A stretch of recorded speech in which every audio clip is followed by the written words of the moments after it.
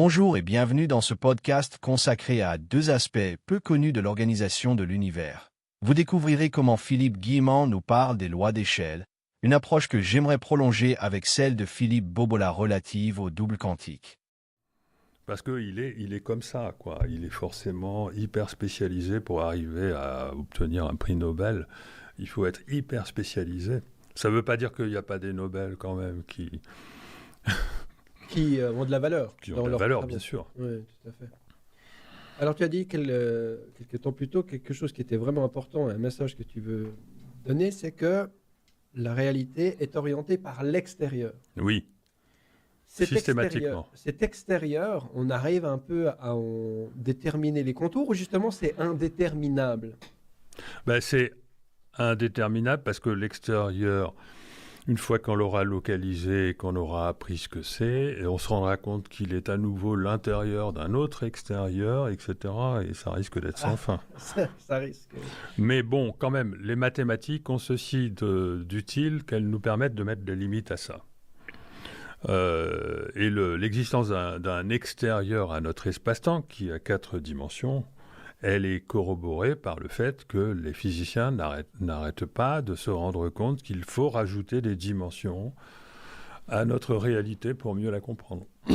Comme ça a été le cas quand on n'était qu'avec une compréhension une dimension, deux dimensions, on comprend bien que si on en rajoute chaque fois une, on devient plus conscient, il y a une profondeur qui est ajoutée, et puis c'est plus intéressant.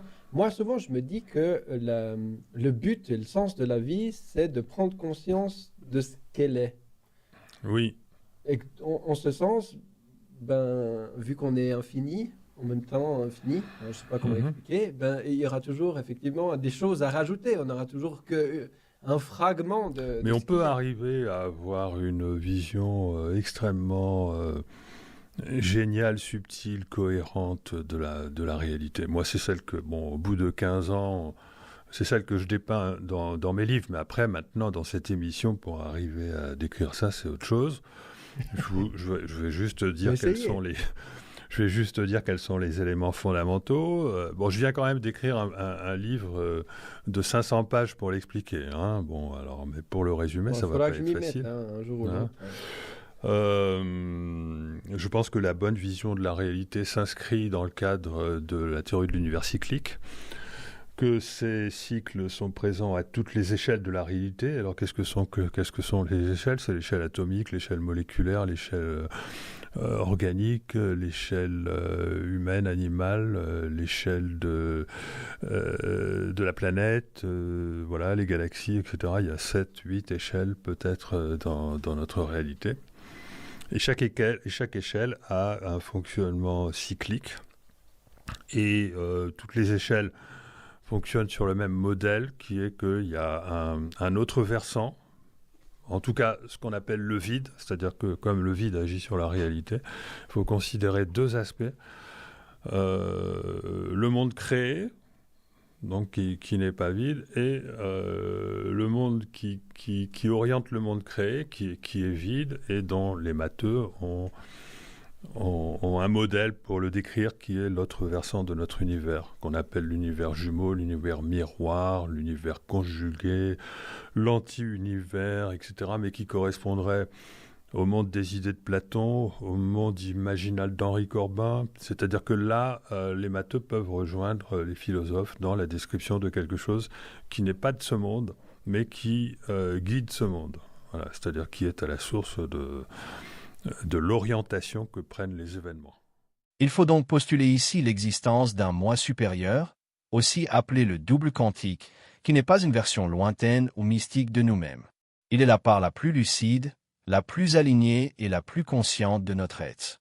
C'est cet espace intérieur où les choix ne sont plus guidés par la peur, le conditionnement ou les blessures du passé, mais par une vision claire, cohérente et alignée avec notre véritable nature. Le moi supérieur ne crie pas. Il inspire. Il ne force pas.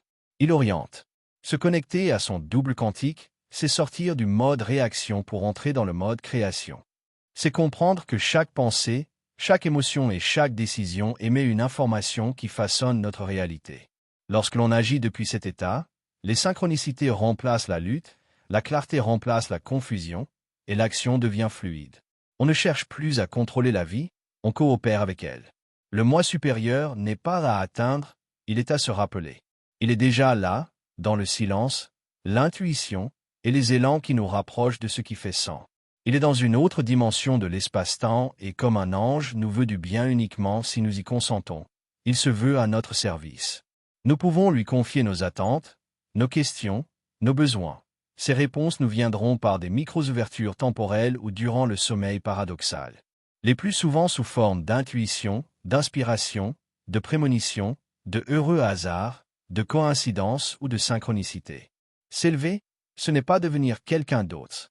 C'est enfin redevenir soi. Encore faut-il le savoir et y consentir. Nous aurions tout à y gagner. Car notre double quantique nous permet de trier les meilleurs futurs possibles individuellement et collectivement. Alors pourquoi s'en priver?